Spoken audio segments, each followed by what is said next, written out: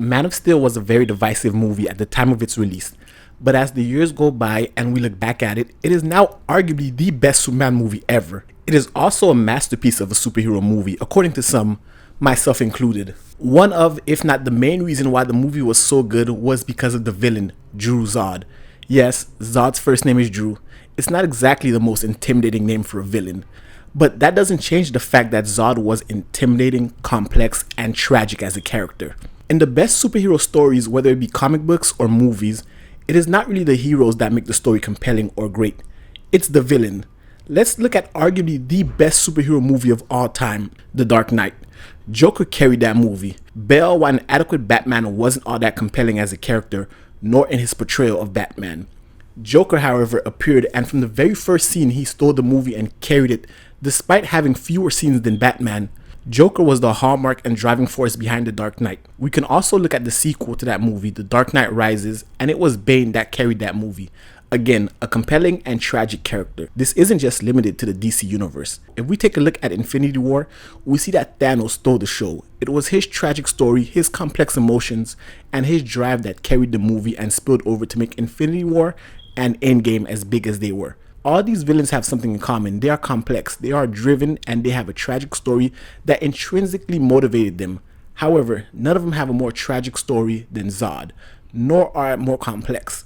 Zod comes off as the most unhinged and over-the-top villain because Zod and his story really pushed the narrative and leaned heavy into his character and his tragedy. Man of Steel, while the origin story for Superman, was also the epilogue for the story of Krypton and the Kryptonians, and how their way of life and culture was flawed and ultimately led to the destruction of their race, planet, and culture. The embodiment of everything that was wrong with Krypton and the Kryptonians was Zod.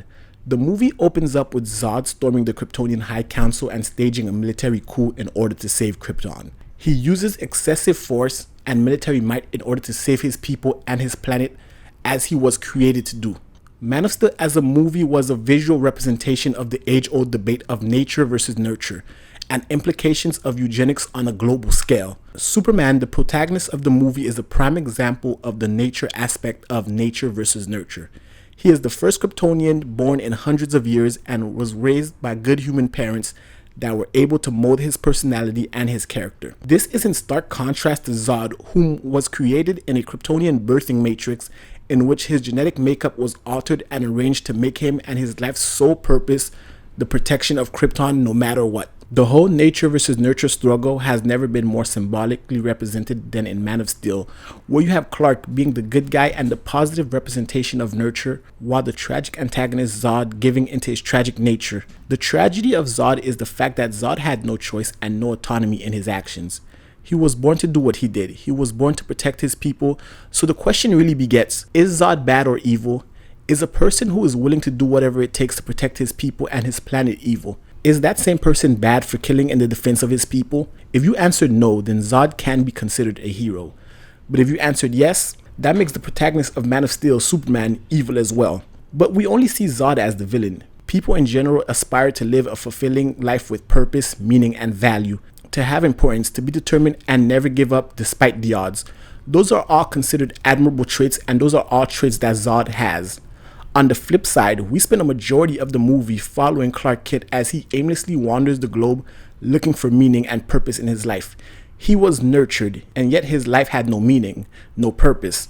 The natured Zod, however, has meaning and purpose. It is the purposeless Clark Kent that destroys Zod's purpose and invalidates Zod's very existence. Zod existed for the sole purpose of protecting Krypton and the Kryptonian people, and Superman took that from him, turning him from a purposeful and powerful being into a raging lunatic, almost animalistic. Depriving someone of their very self is akin to depriving them of their humanity, of their being, which happens to Zod. Throughout the movie, we never see Zod take pleasure in what he is doing. He never revels in his deeds.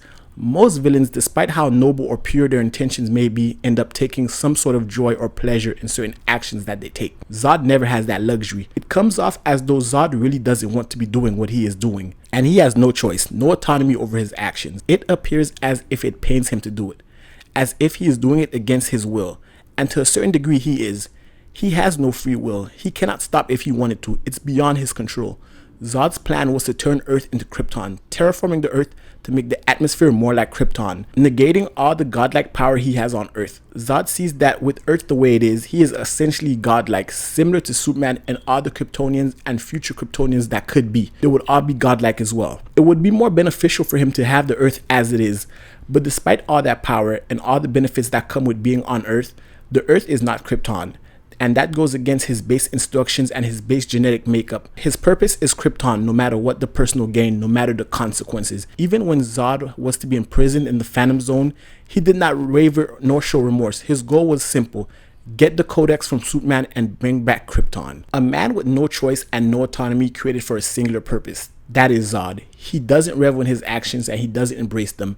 Zod is a prime example of the two-sided coin of nature and eugenics as a whole. Eugenics is the study of how to arrange reproduction within a human population to increase the occurrence of heritable characteristics regarded as desirable. The main basis for it was to create and breed the perfect person, with traits that are deemed desirable and that will better the human race. In Man of Steel, Krypton took that concept and enhanced it, creating people and programming them with goals, motivations, and drives that are desirable for whatever assignment they are given at birth. Whether it be scientists like Jor-El or soldiers like Zod, while those individuals execute their roles perfectly, it comes with a great drawback. They all ended up singularly focused at the cost of their humanity.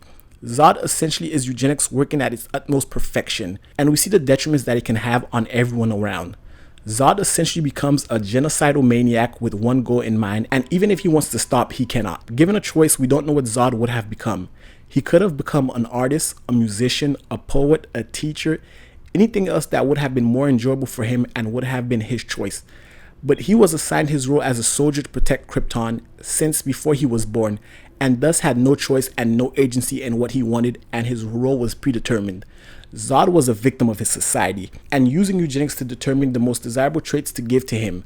Zod had no choice in his actions. The tragedy is Zod's inability to actually take control of his own life, fighting Superman, fighting Jor-El, and devoting his life to the protection and restoration of a dead race, and without that, he truly isn't a man, nor does he have a soul. Even the concept of someone having the freedom of choice was blasphemy to Zod, because he was deprived that. He wasn't given that ability. He had no choice but to become the monster, the villain that we all know. So in the end, Zod is not a bad guy. Zod is not evil. Zod is nothing and no one without Krypton, the complete antithesis of Superman, and thus makes him one of the most tragic villains in recent comic book history. Anyway guys, that is our breakdown of Zod and his tragedy. Let me know what you guys think about this in the comment section below, and if you like this video, definitely give it a thumbs up, hit the subscribe button if you guys have not already, and until next time, binge on.